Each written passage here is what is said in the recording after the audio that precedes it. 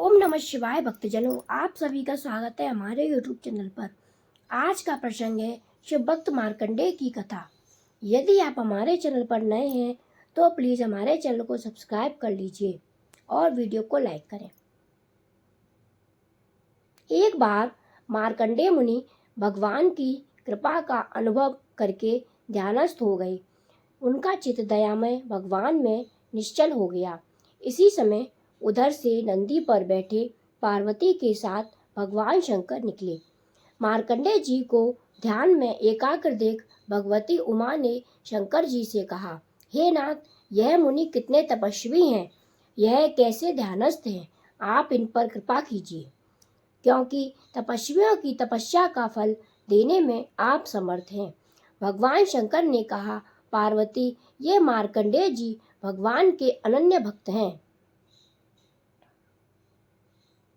ऐसे भगवान के भक्त कामनाहीन होते हैं।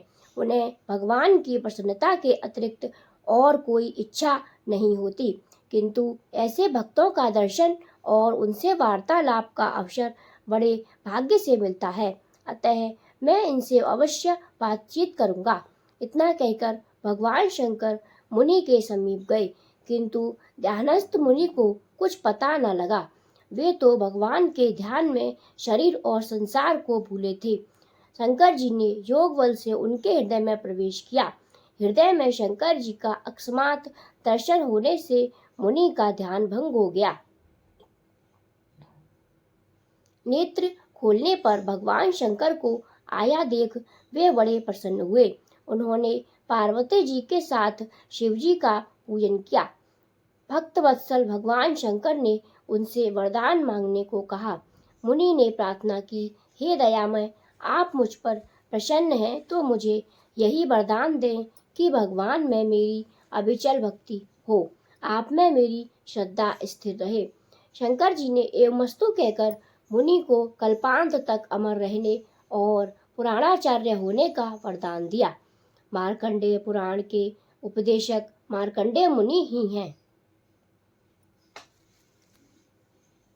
मार्कंडेय जी पर श्री भगवान शंकर की कृपा पहले से ही थी।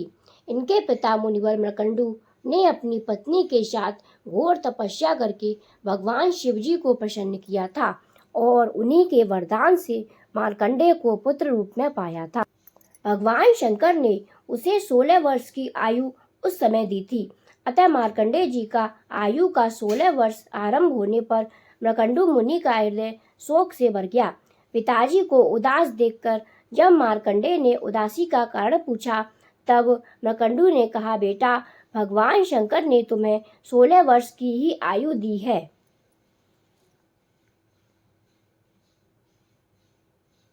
उसकी समाप्ति का समय समीप आ पहुंचा है, इसी से मुझे शोक हो रहा है।